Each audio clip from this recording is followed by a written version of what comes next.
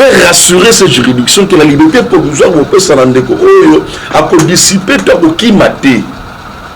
Et puis il faut qu'il ait des garanties. Lorsque il est toujours surveillé, donc à la qualité il y a un homme liberté, à la qualité il y a moto azali devant la justice et que la justice c'est liberté provisoire pour cause au monde ce qui botalipé malamu. L'une des raisons où ça dit que la justice congolaise et puis sa Vital Kamerhe liberté provisoire, c'est parce que et surtout sur la garantie malamu zate. Mais Vital Kamerhe c'est un Congolais, il a ses biens ici, il a des comptes ici. Là, par contre, belé à Vital Kamerhe, ils ont retenu par l'État. Je te parle de garantie. Ok. La garantie n'est pas que Vital Kamerhe a la liberté provisoire, mais aussi l'intelligence, il y a le conseil, ils ont aussi motivé leur action pour séduire cette juridiction et puis ça y est liberté provisoire. Faire rassurer cette juridiction que la liberté provisoire peut s'en rendre compte, à dissiper tout qui maté. Et puis il faut qu'il ait des garanties. Shalom, shalom, bien-aimés dans le Seigneur, et bonzambe, na bonzambe, Lola, Ezo Futa, Simana, Toya, Kolobaki, Nzamba, Boto, Koye. L'issue soit finalement, ça c'est la bisse et l'ongo, na pasteur, Feza Missia, la bouche autorisée de l'éternel depuis Zurich, et na philo, Mokoya, Motema, Yabivin, c'est de mots depuis Londres, Père Maman, Gisèle, Luke, le Motema, Papa, Emmanuel, et na Boston. Bonzambe, na bonzambe, yes, le Mossou qui s'est bien aimé, toujours na cadre, quoi informer, non, le lot aux awa, puis aux adikés qui pas bien aimé, toi, qu'on a information, na cabinet, il y a maître avocat, Maître Doli Mwanza, ok, Boyebi est très bien qui n'est pas à présenter. Qu'est-ce qui se passe dans la président? C'est Boulouye qui est bien aimé dans les seigneurs entre les conseillers après avoir Koyoka, Boyoki, vidéo, information, Fachi Béton à la gueule dessus, na misala ok, conseiller ne bazo Coca-Cola rendre service, so ya conseiller wa les andeni, il paraît très bien aimé dans le Seigneur, il paraît très conseiller, comment il s'appelle encore, DJ Chioyo. Et Tozari, qu'est-ce qui se passe dans toutes les conditions? Tozari, na Maître Doli Mwanza. Bonjour Maître Doli. Bonjour mon amboka, bonjour Mandekonos Tubrandaka, émission Nayo. À ce pile Makasmin, comme on a 2022. Donc, il y a malade, on peut se faire merci. Merci beaucoup Maître Doli. Bandeko Bazo Landabiso, toujours dans le cadre pour informer, Bandeko Bimelo, brisque na bureau, Bandeko Babenga moi trop, il faut to yambao, toyo kao papa, Vital Kamerhe au juste Azawati, Bamiomi Ozo Bake Vital Kamerhe Kimi, il n'est plus au pays Maître Doli Mwanza. Qu'est-ce qui se passe au juste? En fait, Mouni, c'est vrai, c'est pas le cas parce que le Zab a murmuré, mais c'est qu'il y a une information réelle sur la situation. Il y a Vital Kamerhe et ça est que de Vital Kamerhe qui est rapatrié dans Mboka étranger pour la cause de la maladie. Donc il a été rapatrié par un avion médicalisé. Donc situation est vraiment c'est détériorée. Il fallait après le prendre soin dans Mboka aux États-Unis. Donc à l'instant où nous parlons de Vital Kamerhe, Azana Kinshasa, Azana Congoté, il est allé prendre le soin. Parce que Zatek Sali vol mon normal. C'est un avion médicalisé des gens qui ne Vital Kamerhe et même bien dans Mboka. Mais Maître Doli Mwanza bande mingi baza a pe na Congo bazo bela tout dans l'hôpital pe ya malongo a na Mboka. Et pourquoi ba soin a que ne doit pas soin di bande vous savez, vous ne pouvez pas obliger à une personne de prendre le soin à la place où nous bolingue. Maintenant, nous avons confiance peut-être à Mungangana. Ce qui Mungangana, le Bible, je peux mieux faire intervention telle ou telle na place boye. Quoi de plus normal à que la place on a les angaïté, ce n'est pas na comme sous pas en pouvoir vous bizarre que ne kuna de que na au ce qui vous ebisa que de koto alors que kuna de dans la confiance. Vous savez le corps humain ils ont la caprice tango. Ngai na yo to robela biso mbalé na les malaria, c'est un exemple. Mais le même traitement, mais pas dans les simbi, pas dans les simbité. Donc, ce n'est pas une science exacte de Tolobarango. Donc, nous avons étudiants, donc nous avons bien que la médecine n'est pas une science exacte. Et ça, les sciences en quelque sorte est tâtonnement. Le monde a ça peut tenir. La preuve année ressortent les mêmes dans le vaccin ou la Covid. C'est vrai, les gens sont vaccinés, mais le même vaccin, tu as dit, nous sommes dans un vaccin, le vaccin est moi, c'est la protection contre la maladie. Vous allez se faire vacciner. Mais par contre, le vaccin Covid, même si vous êtes vacciné, il peut se faire que vous appelez ce vaccin. Donc, jusque-là, nous, on va prendre vraiment le meilleur vaccin pour nous mettre pas battu. Donc, de même, le corps il met dans la caprice. Ce qui est à mon docteur Naye, il a faire confiance que y a une habilité de retraiter la pathologie de maladie ou il y a en tout cas, on ne peut pas interdire. Et surtout, jusque-là, ils ont bénéficié quand la liberté provisoire, le dossier ils ont toujours pendant devant la Cour de cassation. Donc, ils ont prendre cursus normal. Et puis, la place où il est toujours surveillé. Donc, à la qualité, il y a un homme liberté. À la qualité, il y a moto azali devant la justice et qui va la justice c'est que liberté provisoire pour cause au monde ce qui botalipé malamu.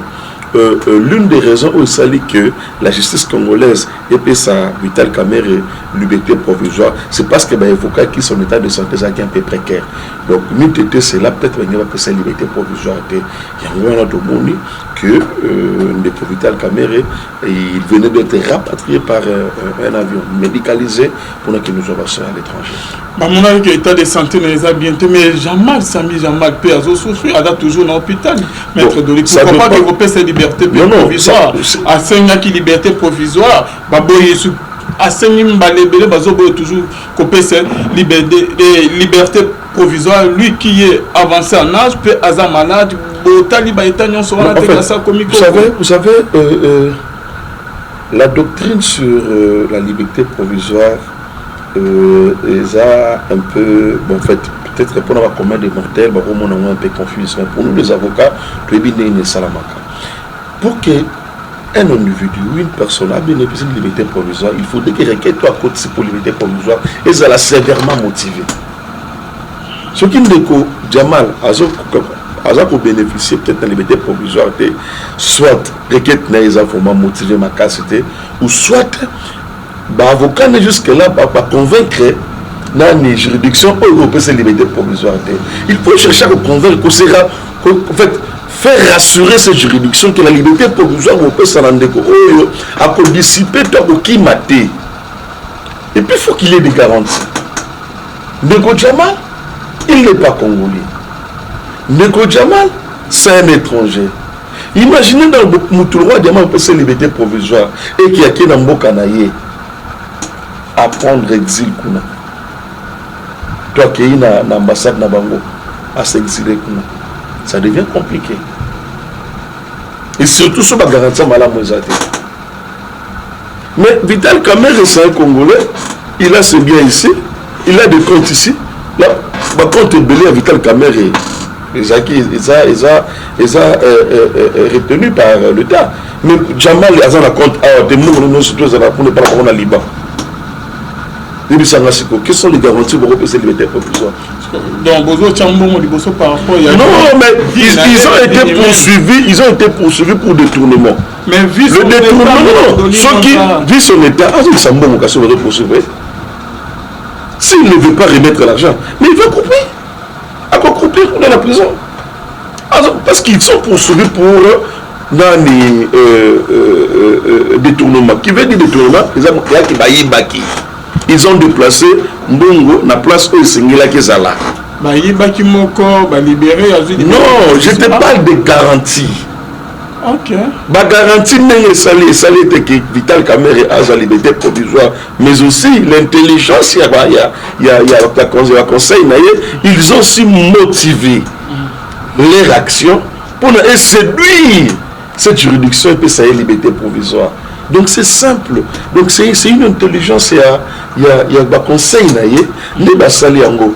Vous avez un avocat mieux outillé, quand même la maniabilité à Rossale ango.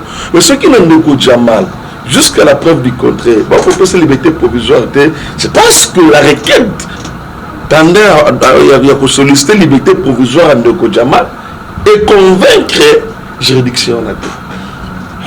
Maître Doli, Victor Kamé na liberté na ye na ndenge ki abimi lisusu. Ah, tozo tanga va publier na Victor Kamé a quitté Kinshasa lundi. C'était à bord d'un avion affrété. Tout s'est fait dans la discrétion. Même à l'aéroport, tout le monde n'était pas au courant de l'opération. Pourquoi cette discrétion? Est-ce que vraiment Moutoyo a voyagé par un avion médicalisé? Il faut la plébisciter en haut. Il y a qu'à passer Salamaki, donc on a Kondo Mosengo, qui rapatrié par un avion médicalisé. Non, mais c'était pas, non, c'était donc je ne dirais pas d'un homme animal ou d'un imbécile, mais un monsieur sans conscience, il a pris le risque et l'audace. Il y a qu'aucun photo filmé Kondo cardinal, et puis Naïtawana, qui a moitié nu. Et ça m'a monté. Nous devons rapatrier par un avion médicalisé. Vous évitez les circonstances nécessaires qui va me mettre des déconnants. Donc il faudrait que tout le monde vaille que non, on a des hommes de côté alors qu'il y a un avion médicalisé pour avoir des soins de l'autre côté. Ce n'est pas bon. On ne peut pas faire la publicité pour ça. La maladie, c'est la publicité. Non. On ne fait pas la publicité pour la maladie. Il y a Zobela. Rapatrié par un avion médicalisé. Il faudrait qu'il communique mon repère samana, tout ça, de côté tel. Non, en tout cas, même dans le poto. Et ça n'a pas bon. La discrétion, la constitution, l'article naïe, Azako, que la vie privée est sacrée. Toute personne a droit à une protection à vie privée naïe. C'est une vie privée d'une personne. Et ça, ce n'est pas une affaire d'État. Comme ça, on va affaire d'État. Non. Le Congo est préoccupé dans Makamou, sous ce que Makamou, caméra voyage, non. Nous avons la guerre à l'est, il faut tout ça. Nous avons à ce que banane, Congolais en pour Salia, Congolais en pour Salata, Congolais en pour Satanga. Tout ça, là, nous devons nous réduire pour la vitale caméra voyage, tout ça. Là, en tout cas, je ne sais pas. Ce n'est pas une question d'État. Est-ce que la stratégie montre que Camer est tellement qu'Azala malin a joué le comment on a simara? Déjà, pour nous rapatrier, il y a eu un préalable et ça mélina yé. Que non, le temps de jour, ça la pour la Libanda. Traitement il va rentrer ici jusqu'à ce que son dossier et reprendre chute normal. Et ceux qui ont été à Baluke Libino, les lois zongi n'a été. Non, on a eu ça à Ozonga. Tout.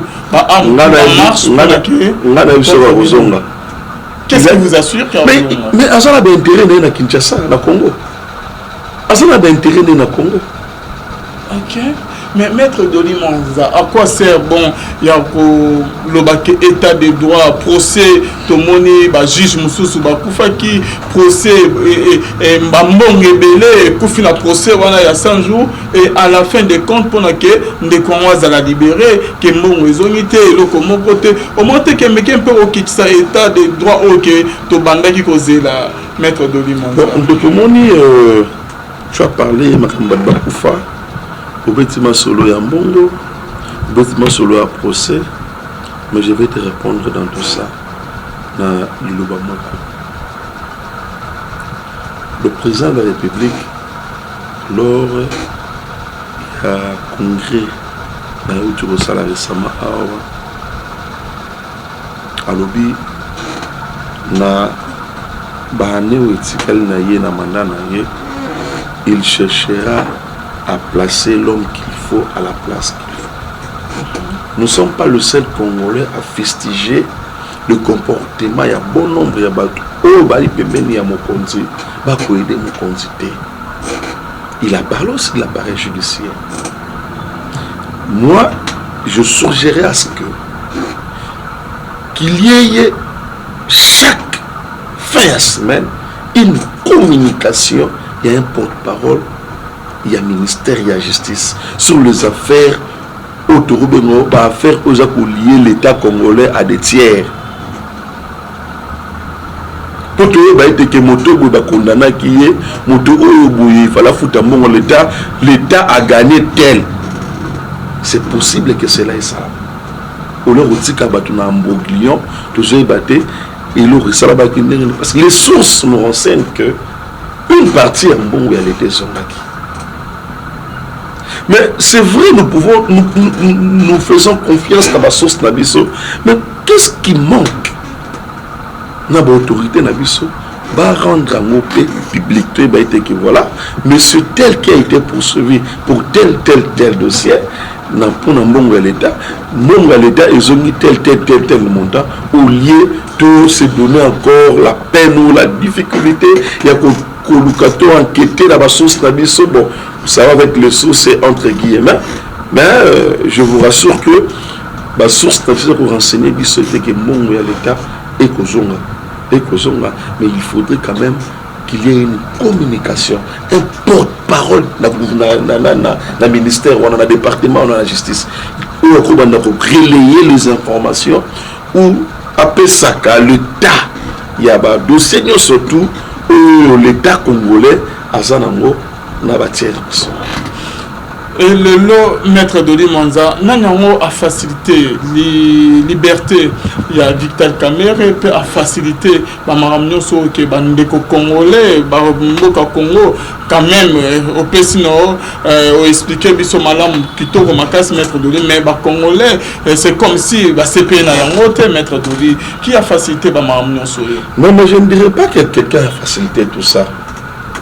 Vous savez, c'est ça même qui fait la beauté du droit. Avocat surtout. En face à un problème aux va déranger client naïe. L'avocat c'est comme permettez-moi un peu de voir moi anodin, mais c'est comme un petit dieu. Pourquoi je l'ai dit? Quand tu viens auprès d'un avocat, tu l'exposes ton problème, il ose les pannes, c'est la solution. Et il est appelé, il y a quand je parle de ça, je fais allusion, il y a travail. Aza appelé à travailler ma casse pour que à ressort quand même qu'on satisfaire. À temps et n'ayons sauté, même à moitié client. C'est ça. Avocat, il y avait Kabasali. Ils sont passés étape par étape. Donc ils se sont donnés à ce que Balouka à tout prix. Il y a quoi arracher, il reste une liberté pour la clé là-bas. Chose que tous les avocats, la salaka. Les avocats m'ont contredit, c'est ça, la procédure. Moi, je peux avoir un dossier dans telle institution. Si je constate que l'institution a des de coster dans le dossier dans un rapport client, je dois aller, je dois faire un effort, on a délocalisé. Donc, dans ça là, on a une institution pour qu'en fait, la solution. Parce que, au moment quand est-ce qu'avocat m'a casé ici la réalité? L'avocat peut m'accaser si la réalité. Même si Kamere a été condamné, l'avocat allait toujours se battre pour apprécier la liberté conditionnelle. Ce sont des procédures normales, mais seulement que ils ont expliqué par la TBLT, jamais évité, ça s'est fait. Petit diamètre de Manza, ils attendent des cours qui a sali Mabé, a sali crime, a sali Mabé. Il faut défendre c'est déjà le coutaté. Je vais te dire une chose. Jésus-Christ est venu sur terre pour ne pas te malamuter. Aya pour ne pas te mabé. Sur le banni, nous sommes criminel de Jésus-Christ est pour Maître Doli, toujours dans les solos, toujours bêta pour les solos, ok, ils ont quitté un peu état de droit. Tout le monde ex-ministre, il y a santé, vous libérez payé, tout le monde peut, comment il s'appelle, Winnie Bakonga, vous libérez, Maître Doli Monza, au juste les amis, tout le monde peut, il y a Massa, son nom encore m'échappe, Barnabé, il paraît que va libérer, au juste les amis. Ce qui est vrai, chaque année, chaque fin de l'année, ou bien à un moment de festivité, événement mineur, le roi net 38 consort, la Constitution permet au président de la République de gracier Batou. Nous avons gracier Kamena Batou sur base il y a une infraction où il va commettre. L'infraction est côté en grâce de. Ils ont une infraction de détournement. Ils ont une infraction à viol. Ils ont une infraction à meurtre ou assassinat. Donc, Willy Bakonga, ministre de la Santé, va détourner. Non, ministre de la Santé, il n'a pas été gracié. Il a bénéficié d'une liberté provisoire, mais le dossier n'est en cours. Willy Bakonga, il a été bon. En fait, tout ça, Willy Bakonga, c'est un dossier où il a que ça m'a tout passé, parce que tantôt nous avons tout article où il y a le ministère de la Justice où on demande à Willy Bakonga parce que grâce à ça, il ne pouvait pas bénéficier de la grâce. On ne sait pas quelles sont les manœuvres où ça Willy Bakonga liberté pour à bénéficier de la grâce. Mais pour la découvrir Bernabé. C'est encore l'histoire de Bernabé. Il y a Willy Bakonga. C'est pour l'état de droit où il a son sens. Non, vous savez. Vous savez une chose. Vous savez une chose.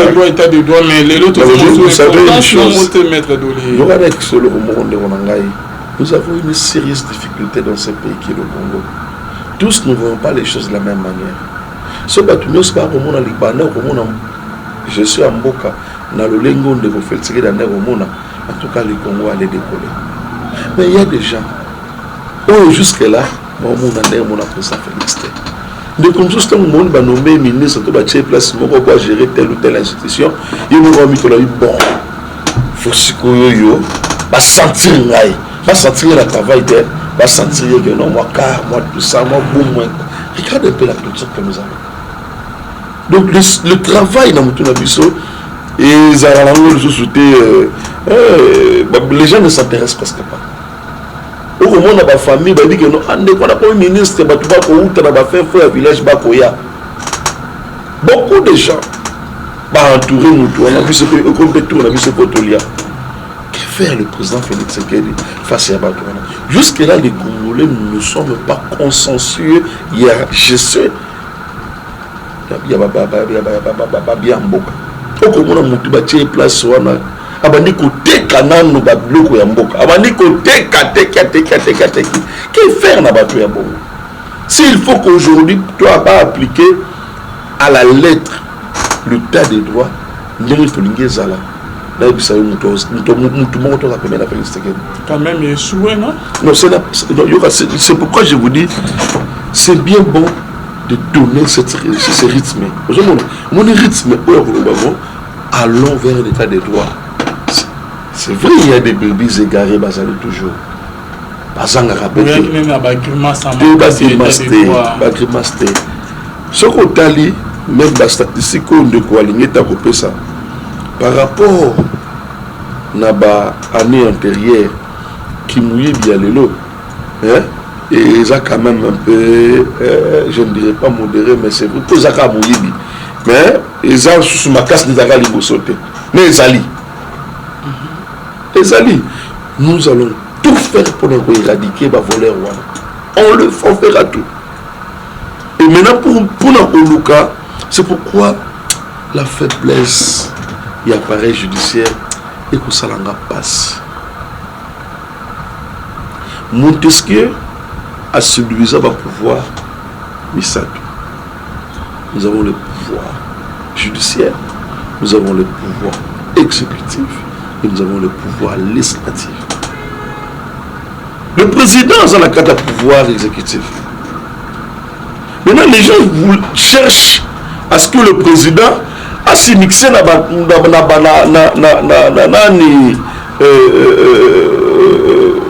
en fait, pouvoir Moussoussou, qui est le pouvoir judiciaire. Alors que Bango Moko, le pouvoir judiciaire, jusque-là, ils ne se rendent pas compte que le développement Mboka, Bango Bassimbian.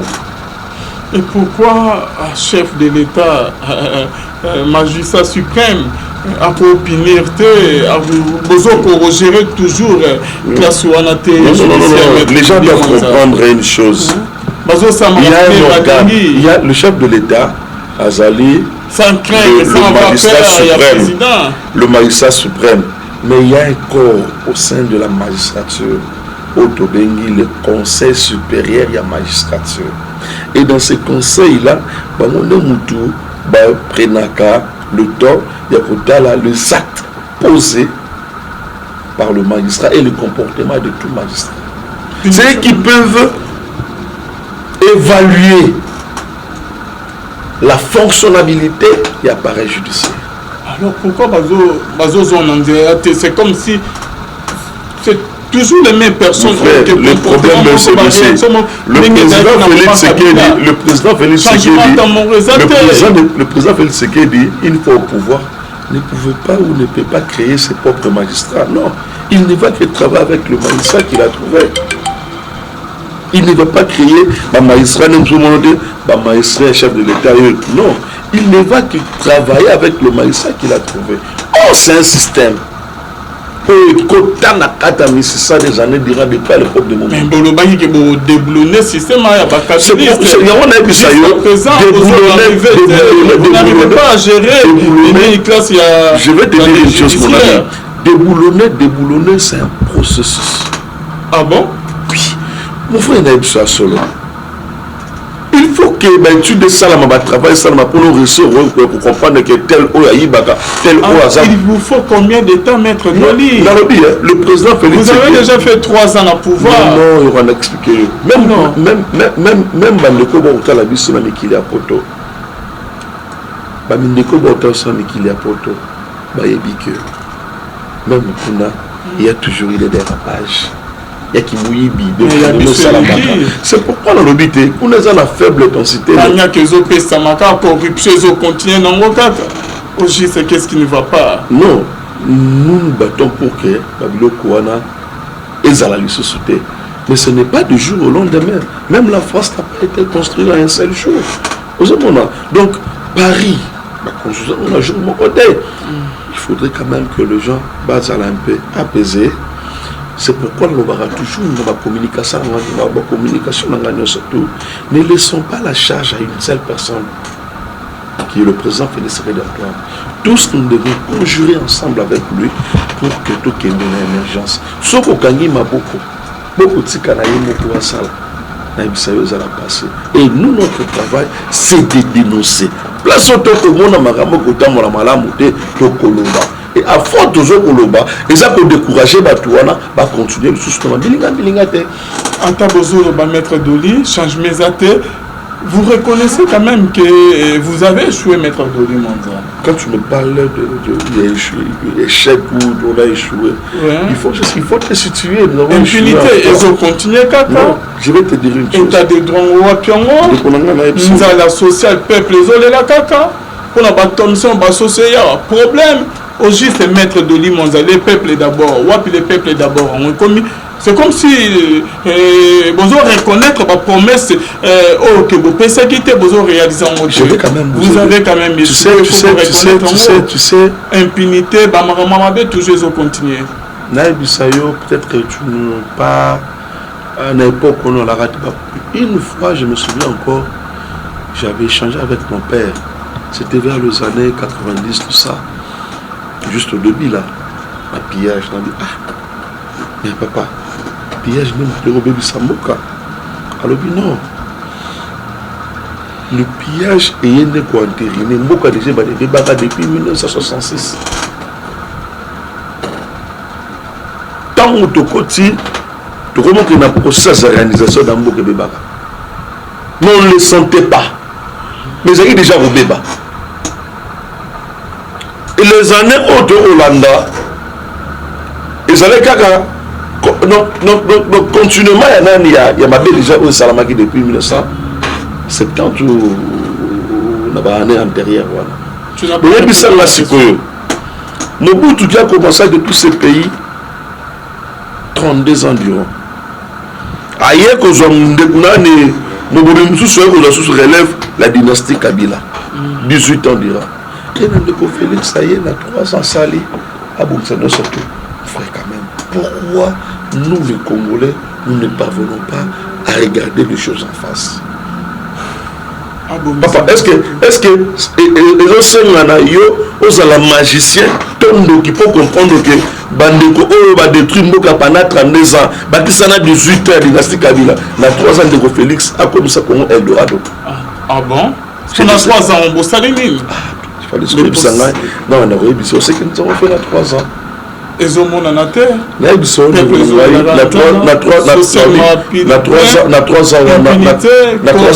Félix c'est qui dit mais tu connais pas l'autre là. Mais apparemment je n'ai pas répondu. C'est le la ticket là c'est répondre rien à nous. Je vais te dire une chose. Ani peut ça ba réponse au peuple les autres la ki oloba. Ba congolais ba kotalanga ba komona bango moko ndenge de Félix c'est da robunda pour mboka oyo. De 1 à Ibisayo. À 300, on a besoin de solution. Vas-y. Il n'y a aucun changement. Vas-y, maître Doli. On les a évité si tu as un problème de hormones, mais il faut en premier lieu, il a réussi à Congo dans l'isolement diplomatique. Le Congo était isolé. Le Congo a le Congo a soutenu la place de la grande décision. Le président Félix Tshisekedi s'est battu pour que le Congo, ils ont la place où a décidé on les a de 1. De 2, nous avons la gratuité. Beaucoup de monde a que la gratuité. Donc, le taux d'analphabétisme, et Kiti. De 3. On a vu aujourd'hui, on ne peut pas imaginer les coûts pour quitter Kinshasa qui est dans Goma. Et Zali Likolo, quand même, coup que Kinshasa qui est dans Dubaï. Le président Félix s'est battu pour qu'il y ait un équité. On a l'obité. On a aucun de nous. Donc, comme on a dit que Félix, c'est qu'il y a la vie pour le Kinshasa. Il y a des routes qui se créent jour et nuit. Banzela, bebo. On a eu le côté. Comment le président Félix Tshisekedi il se bat jour et nuit pour mettre la sécurité au niveau est.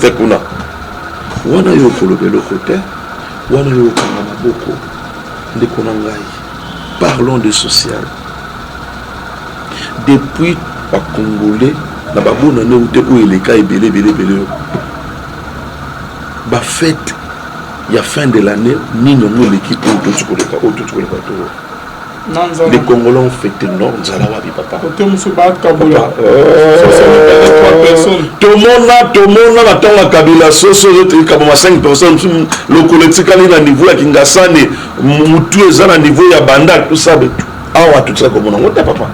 Tout ça comme on a il ne faut pas ramasser tout ce que vous voyez dans les réseaux sociaux. Ne ramassez pas. Il faut apporter l'information. Il y a malamou. Mais est-ce que nous Maître Doli Monza, vous avez ma casse n'a pas promesse, mais vous avez réalisé. Pourquoi? Je vais te dire une chose. Quand tu parles de promesses qu'on n'a pas réalisées, il faut chercher quand même à se situer. Quel genre de promesses on n'a pas pu réaliser, n'a rien à nous faire ce qu'il a fait. Et c'est bébé. Mais t'arrêtes. Question de Tunyango. Question de Tunyango. Moi, je ne peux pas répondre à ta place. Question de Tunyango. J'espère que tant que tu as une question, on a eu quand même la bassou, élément au balancé. C'est pourquoi le mal avec le Congo, le mal avec nous, les Congolais, nous ramassons le tout. Et nous utilisons mal les réseaux sociaux. Au comment on a monté des informations à détourner, on a les réseaux sociaux. Talaboui. Méfiez-vous des réseaux sociaux. Ils ont détruire du nom. Si vous avez besoin d'une information, tu as besoin d'une information authentique, tu es venu vers moi, je te transmets l'information. Mais sur le lugar, on s'est fié dans les réseaux sociaux et qu'on sort. Maître Doli Monza, Bandeko Bazo Landabiso, question Moussou César Boy, maître. Par rapport à la gestion, vous en avez pouvoir, vous avez Kamamboka, IDPS au pouvoir, population, peuple, et l'autre est s'attendre que Ezoua, Nabino, maître Doli Monza, peuple a vu en côté. Vous nous avez tous déçus. Qu'est-ce qui ne va pas, mettre? Bon, là, en fait, j'aimerais être franc. Bandeko, Bamounangaï, va comprendre quand même réflexion nanga. Je suis dessus de nos frères de diaspora. Ok, non, on a frère à diaspora, pourquoi? On a posé une question. Non, vous savez pourquoi je l'ai dit? Tout le monde est déçu par rapport. Il y a Ndenge Bozan à pouvoir et le Babana qui cause la bazou y a monté, Ndenge Bozo diriger Mboka. Non, vous savez. Babana au s'attendre na o et tout le monde a les lotés. Tout le monde est déçu, maître Doli Monza. Il ne faut pas. Nous sommes tous déçus. Il ne faut pas oublier les difficultés que le président Félix Tshisekedi a côté un homme. Desquels? Non seulement il y avait un sérieux blocage dans le FCC à côté de la Covid. Aucun pays aujourd'hui dans le monde peut se dire qu'il a reçu quand même, il y a reçu quelque chose dans le moment où il y a Covid. Covid est paralysé, l'économie en Mboka est belée. Même les pays autobingrabango développés, au niveau de la pays où ils sont sous-développés. Il faut quand même voir tout ça. Le président, il s'est confronté avec beaucoup de difficultés, non seulement la Bandeko et Bango, pensant que ils étaient là pour bloquer le président Félix et ne pas faire ça et là. Mais Covid, il sous. Et puis, sous la bande comme sous tu peux ça qui dans confiance, Tobino, pour te donner une calation de quoi que poto, à quel accueillir savoir, il y a l'Ibanda pour servir là-bas. Mais c'est le contraire. Bande qu'on a vu sur la diaspora où on travaille, puis le président, c'est décevant. C'est décevant. On va conseiller. En tout cas, je regrette beaucoup. Ils n'ont pas fait montre de savoir où tu as négocié la banque. Tantôt c'est le détournement, tantôt on a Fingi Boye, tantôt on a Yibi Boye. Le président vous fait confiance. Le président Pessio confiance. Mais tu vas cracher sur la main du président. Non. Il m'a pris sur je suis un loco.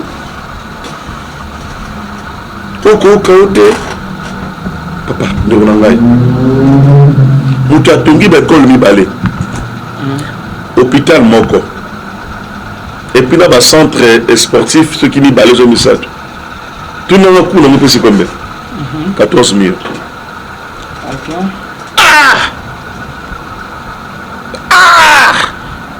Ah, Seigneur Jésus.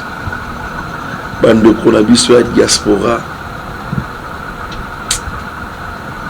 Besoin mériter sur le crédit dans le Bakinois. Vous savez déjà 3 ans. Vous le méritez. La fait, il y a un mandat Nabino. Barotouna va conseiller, Barotouna des chefs de l'État. Non. Il n'y a pas de mauvais disciples, il y a que les mauvais maîtres de l'Imosa. Barotouna des Mokonzamboka. Non, vous savez quoi? Bokomiko attribué net échec Nabino n'a pas conseillé. On ne dit pas, non, il n'y a même pas question d'échec. Alors, en 2023, c'est après maintenant, nous avons un bilan costaud. Ah bon? Nous avons un bilan fort. Aucun des candidats fera face à notre bilan. Mais quoi de plus normal pour nous qui sommes analystes politiques? Il y a qu'au fustiger le comportement sous égaré, il y a des Congolais qui vont contrôler le président. Nous sommes là pour dénoncer les fois. Parce que nous avons ça qui toque. Congolais, nous ça c'est fait là. Nous sommes des intellectuels. Donc, au Baranos, tout est. S'il y a des remarques à faire, on le fait. Nous avons un bilan. Le président Félix Tshisekedi a un bilan. Et le bilan est à ma casse béton. Dans mon homme, toi, tu es été en 2023. C'est pourquoi, souci dans l'appareil judiciaire, le président a perçu nos confiance. Il a même dit ça dans l'interview de M. Assala qui va prendre des presse de M. Assala. Alors,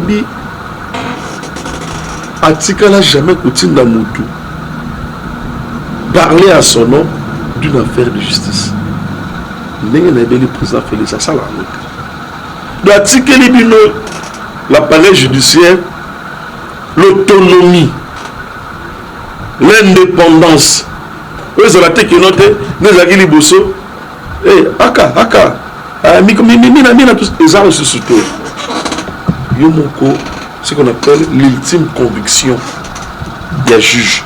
Toi-même, le juge, via Ningo Sambisi Makamo, ou ce qu'on appelle l'ultime conviction. Mais le président en a fait mention. Na congrès où tenir récemment qu'il est dessus de l'appareil judiciaire.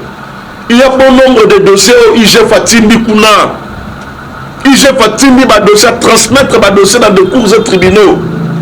Oh pour n'avoir Lukaba bandako bimisa dossier na dossier et non c'est la chose na IG va motiver mais non c'est pas normal. Maître de Lima qui aime bien châtie bien, qui aime bien punir bien, mais on dit qui a puni. Le président, il m'a expliqué d'abord. C'est pourquoi nous avons se remettre Mingi na bandeko Oba Osimba, le conseil supérieur à la magistrature. Baye Bakuma ko sanctionner ba magistrat verré. C'est comme si Bangoba Tikala Kaka, non, on a dit aujourd'hui. Pour former un magistrat comme la Barawana, ce n'est pas du jour au lendemain. Ce n'est pas que si tu as fait le droit, si c'est un droit comme magistrat. Non, il y a des formations, il y a toute une carrière, il faut ça là. Les arabes mais bateau wana, oh bazan la carrière. Bateau, je ne dis pas que tous les magistrats bazavérés, mais il y a des bons magistrats aussi bazawana qui sont étouffés par un magistrat. Ce qu'il faut faire, il faut qu'il y ait renforcer la sanction. Non, magistrat, on va voter pour là. On dit que les loups ne se mangent pas entre eux. Ils doivent se protéger, maître Doni Manza. C'est pourquoi, sur même dans ma déclaration passée, j'avais fait appel à la proposition de loi Sakatawana. Sur les Sakata, député Moussou Simbango, pour qu'il y ait une mainmise ou un œil regardant. Il y a un ministère de la justice sur le comportement de magistrat. Donc, ça peut quand même permettre à ce que Makamouki est malade. En tout cas, merci beaucoup, maître Doli Manza. Question, M. Founabakissa, par rapport à Barnabé au nord de Bani Pounaye. Non, mais Ndeko Barnabé, tout le monde a vu surtout Ndeko Barnabé, donc, Azali parmi la liste des bateaux, Bazali Gracier. Donc, il n'est pas encore sorti. C'est tout impossible. Ce n'est pas que Sosa, la liste de bateaux Bazali Gracier, automatiquement, oui, le président n'a pas Gracier Barnabé. Il n'a même pas cité le nom de Barnabé. À Gracier bateau, en termes, non seulement sur la durabilité de la niveau de la prison, l'infraction qui t'a ramené à la prison, mais aussi sur ton comportement aussi. Parce que tout ça aussi se compte. Si tu es un prisonnier rebelle, même au sein de la prison, on bénéficie de la grâce. La grâce, c'est la ramarambo belé, qu'on sort tout ça. Non,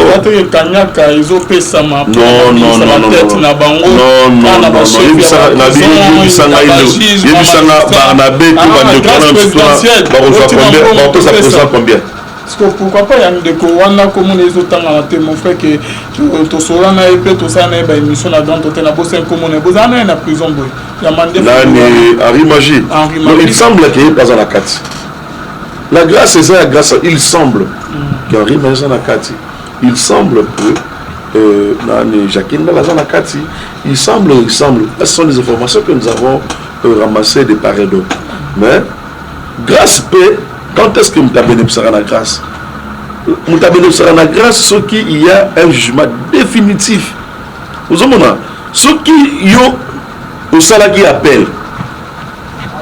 Quand ce au salaire appelle, donc le jugement n'est pas encore définitif. Nation nayo, on peut bénéficier de la grâce. La grâce ne peut qu'intervenir dans purger peine par un jugement définitif.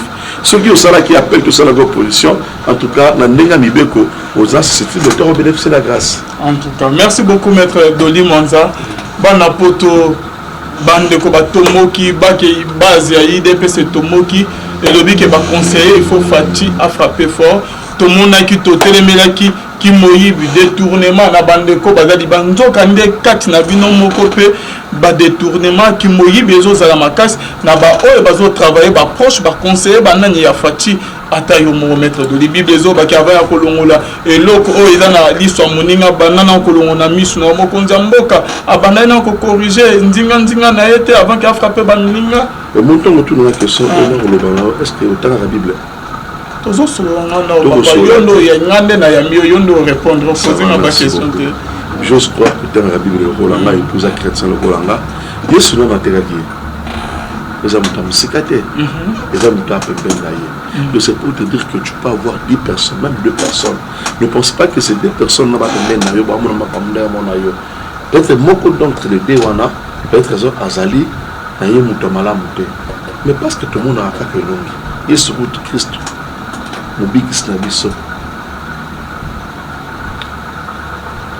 parmi les 70 disciples qui vont faire partie à retenir 12. Dans les 12 disciples il y a Jésus, on dit Judas Zalagi. C'est pour te dire que dans la vie il y a toujours eu des brebis égarés,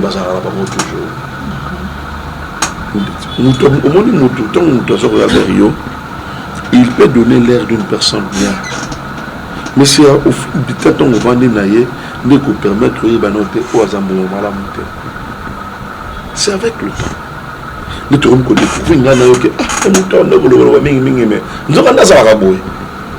faut donner le temps au temps. Je vous dis qu'il y aura des sanctions fortes. Il y aura des mesures fortes. Alors ceux qui va bimi li bana mboka bangonyo sto batimbeli ba bakimi bazongi poto ba interdire au quitter mboka comment mboka non déjà mes amis. Pourquoi mboka il faut pas autoriser mboka. Il y a assez d'emblée à beaucoup mboka. Est-ce que Fatia a frappé ba master na? Non, ils ont master, c'est une question d'état. Ils ont master. Le pays n'appartient pas au président Félix Tshisekedi. Le pays appartient aux Congolais. Donc ils seront tous arrêtés. Non, bateau non surtout eux bazali impliqués par un quelconque détournement. Ils seront arrêtés. Ils seront interpellés. Maître Doli Mwanza pour ceux qui sa émission na biso dossier Chile genoux. Donc baninga bazoli na makaba mbongo ba conseiller donc bayokisi Fati Béton, Sony Poto, va décevoir biso, quand Makamezo Tamola, la poto baye, la boule bâton d'Akamba la moko. Ah bon? Bako makaka donc ils sont penengeni. Mais pourquoi ceux qui Makamezo Tamola bien récite ah Fati Béton, Bomoni Bonabo. Et quand rien ne marche, et comme on va conseiller, pourquoi ça? Non, mais ce n'est même pas que rien ne marche par contre. Tout le monde a vu le spectacle, le conseil, le salle, pourquoi? Et c'est le président qui les a demandé de faire ça. Est-ce que le président les a demandé de faire ces spectacles-là? Non. Cette question, il y a qui me montre. Je m'en ai mon poursuiveur qui a ligné à ça à niveau là ils ont abattu tout sur le lot. Moi je croyais que Baza pour refléter quand même le savoir on a comme on a le lot ça me laisse à beaucoup de réflexion, ça me donne beaucoup de matière à réfléchir qui tout ça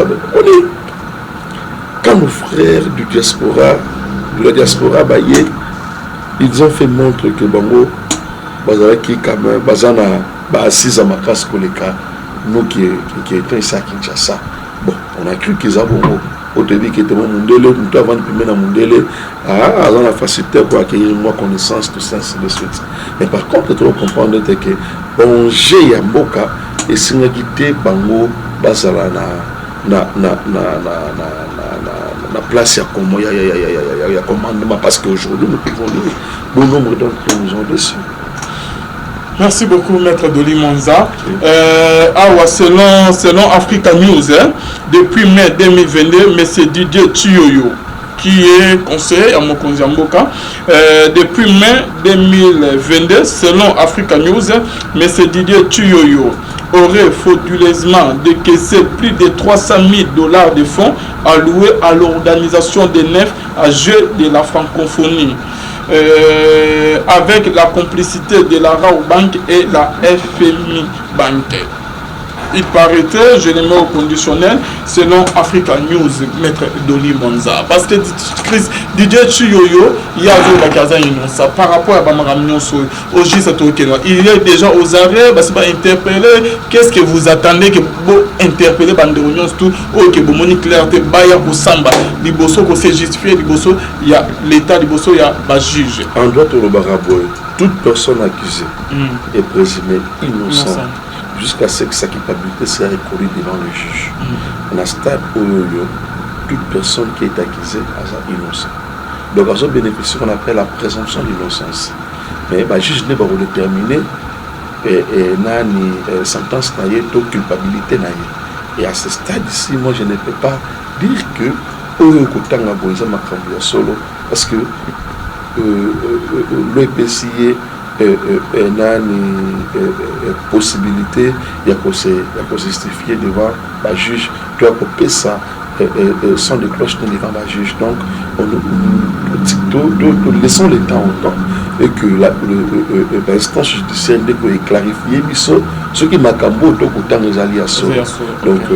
on ne peut pas du tout parler d'une quelconque publication dès lors que la justice a Pessibiso Nani lumière dans le dossier. Merci beaucoup, Maître Doli Monza. Biso peut affirmer le côté. On a posé beaucoup de questions dans la chat qui ont conditionnel. Dans le bien, M. Didier Tuyoyo. Donc, ceux qui ex-nan, donc, puisque tu beaucoup le banc, qui ex-DJ, et dans Moussalana Yakala, c'est normal, nous déconnons toi dans parcours. Maître Doli, c'est la fin de notre émission. Lilo Banine Kolo Banaba, Balanio du début jusqu'à la fin, puis on peut sur votre numéro de contact pour l'accueillir aussi. En tout cas, nous allons surtout continuer toujours pour soutenir le président Félix Antoine. L'acheter, continuer pour soutenir. Je sais que tout autour du président, les arrêtés battus à Mabé, battu Malam Kokazali, ça Malam au premier président, multiplier pour ça la Malam.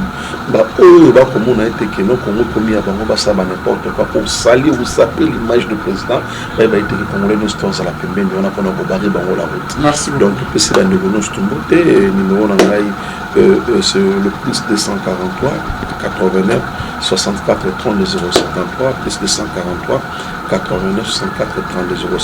En tout cas, le Bandeko, nous surtout dans la posa et à cause de la contact de Maître Doli Monza, mon numéro est là, je suis là.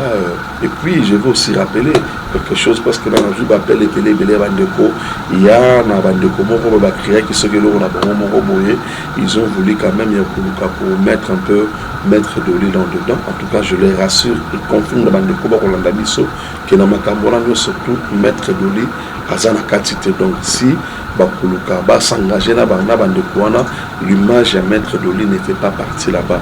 Là, bientôt là, je vais tenir une conférence de presse pour clarifier un peu ma Cameroun surtout.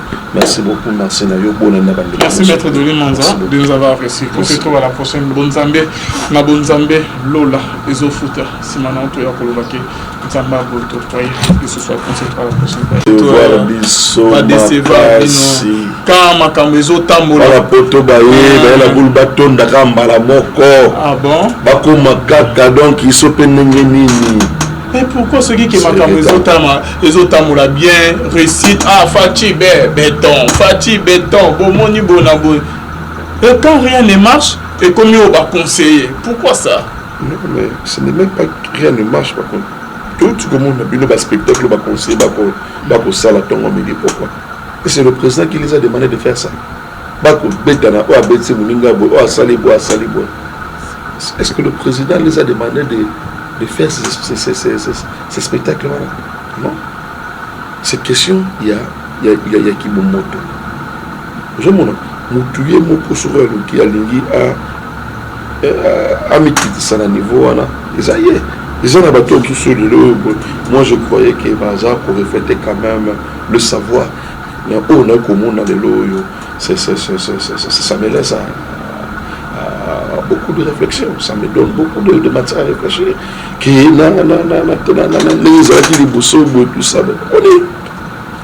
Quand nos frères du diaspora, de la diaspora baillée, ils ont fait montre que Bango, Bazaraki, quand même, Bazana, Bassis à Makas Koleka, nous qui étions ici à Kinshasa.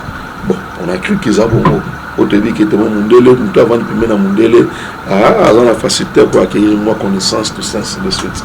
Mais par contre, il faut comprendre que bon, j'ai Yamboka et si on a quitté Bango, Bazala na place à comment il y a commandement parce qu'aujourd'hui nous pouvons lire bon nombre d'entre nous ont dessus. Merci beaucoup, Maître Doli Monza. Selon Africa News, depuis mai 2022, M. Didier Tuyoyo, qui est conseiller à Mokonzi Mboka, depuis mai 2022, selon Africa News, M. Didier Tuyoyo aurait frauduleusement décaissé plus de 300 000 $ de fonds alloués à l'organisation des nefs à jeux de la francophonie. Avec la complicité de la Rao Bank et la FMI Bank. Il paraîtrait, je le mets au conditionnel, selon Africa News, Maître Doli Monza. Parce que Didier Tuyoyo, il y a ça par rapport à Bamaramignon au J7, il est déjà aux arrêts, parce qu'il va interpeller. Qu'est-ce que vous attendez que vous interpellez Banderonion, tout, ou que vous monitorez clarté, Baya ou Samba, Liboso, que c'est justifié, Liboso, il y a l'État, Liboso, il y a un juge. En droit au Baraboy, toute personne accusée est présumée innocente. Jusqu'à ce que sa culpabilité soit reconnue devant le juge. Dans un stade où toute personne qui est accusée est innocente. Donc, on bénéficie qu'on appelle la présomption d'innocence. Mais le juge n'est pas déterminé et n'a ni sentence ni culpabilité. Et à ce stade ici, moi je ne peux pas dire que solo parce que l'EPCI n'a ni possibilité de se justifier devant le juge. Tu as coupé ça sans de cloche devant le juge. Donc, nous laissons le temps au temps et que l'instance judiciaire est clarifiée. Ce qui m'a cambo, autant les alliés. Donc, on ne peut pas du tout parler d'une quelconque publication dès lors que la justice a perçu nani liberté dans le dossier. Merci beaucoup, Maître Doli Monza. Biso peut tu affirmer le côté. On a posé beaucoup de questions dans la qui on a conditionnel. Dans le bien, mais c'est Didier Tuyoyo.